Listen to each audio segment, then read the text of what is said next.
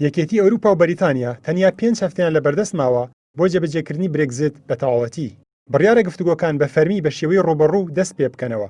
میشێل بارنێر گەورە دانوستانکاری یەکێتی ئەوروپا لە بەریتانیایە و لەگەڵ بەرپرسانی بەریتانیا لەبارەی برێگزت کۆ دەبێتەوە. دڵخۆشین بەوەی کە گەڕاینەوە بۆ لەندەن.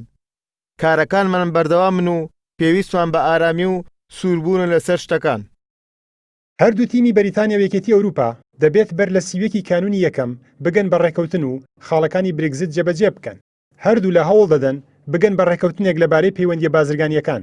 یەکێتی ئەوروپا دەیەوێت دوای قۆناغی برێگزتیش بەریتانیا پابەندی یاسا و ڕێنمایەکانی کار و هەروەها ژینگەی ئەوروپا بێت. هەردوو لا دەیانەوێت لەسەر سنوورەکانی ماسیگرتن لە ناوچە ئاویەکان ڕێکەوتن بکەن. یەکێتی ئەوروپا دەیەوێت بزانێ ماسیگرەکانی تاوەکو چ سنوورێک بۆیان هەیە لە ناوچە ئاویەکانی بەریتانیا کاری ماسیگرتن بکەن.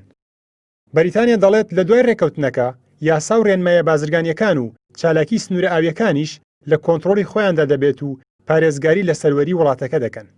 ڕۆژی 23 حوزەیرانی ساڵی 2016 بەریتانیا لە ڕاپرسیەکدا دەنگی بۆ چوونە دەرەوە لە یەکێتی ئەوروپادا و دەیڤید کامیرۆن سەرۆکوەزیرانی ئەو کاتی بەریتانیا دەستی لە کار کێشایەوە.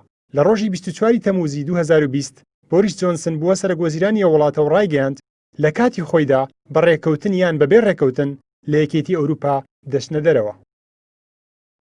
لە کانونی دووەمی 2020 پەرلەمانی بەریتانیا ئەو ڕێکەوتنەی پەسەند کرد کە حکومەتەکەی جۆنسن لەبارەی برێگزت لەگەڵ یەکێتی ئەوروپا کردبووی. بەپێ ڕێکەوتنەکە برێگزت لە کانونی دووەمی 2021 بە تەواوەتی جێبەجێ دەکرێت.